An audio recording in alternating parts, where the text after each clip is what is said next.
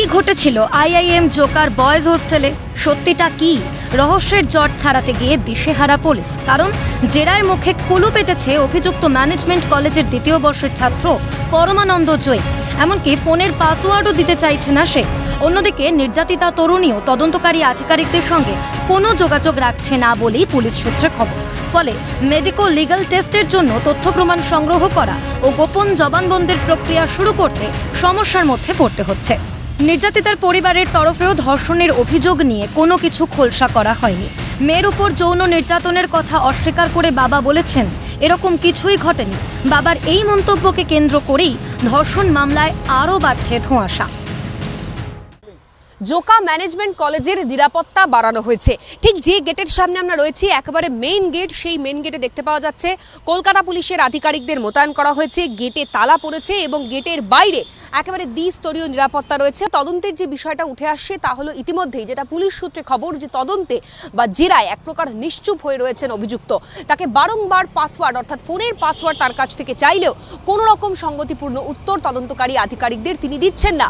অন্যদিকে যিনি অভিযোগকারী তরুণী রয়েছেন তার মেডিকো লিগ্যাল টেস্ট এবং তার সঙ্গে সঙ্গে গোপন জবানবন্দির প্রয়োজনীয়তা রয়েছে, তার জন্য বারংবার তার সঙ্গে যোগাযোগ করা হলেও পুলিশ সূত্রে খবর এখনো পর্যন্ত কিন্তু কোনো রকম যোগাযোগ তিনি তদন্তকারী আধিকারিকদের সঙ্গে করেননি।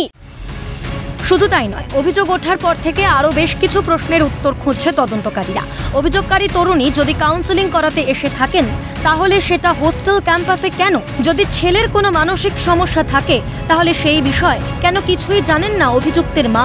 অভিযোগপত্রে তরুণী বলছেন খাবার ও জল খাওয়ার পর তার কিছু মনে নেই। তাহলে তার পরের লাইনে তিনি কিভাবে ঘটনার সবিস্তারে বর্ণনা দিচ্ছেন? মেয়ের সঙ্গে ধর্ষণের মতো ঘটনা ঘটে গেল, কিন্তু বাবা কেন সবটা অস্বীকার করছেন? এদিকে পুলিশ বলছে অভিযুক্ত প্রভাবশালী ছিল, তাই নানা অছিলায় তরুণীকে সই করতে দেওয়া হয়নি রেজিস্টার খাতায়। কর্ণাটক থেকে 2 বছর আগে পড়তে আসা একজন পড়ুয়া কতটা প্রভাবশালী হতে পারে? রাজনৈতিক প্রভাব থাকলেও কতটা হতে পারে? উঠছে প্রশ্ন।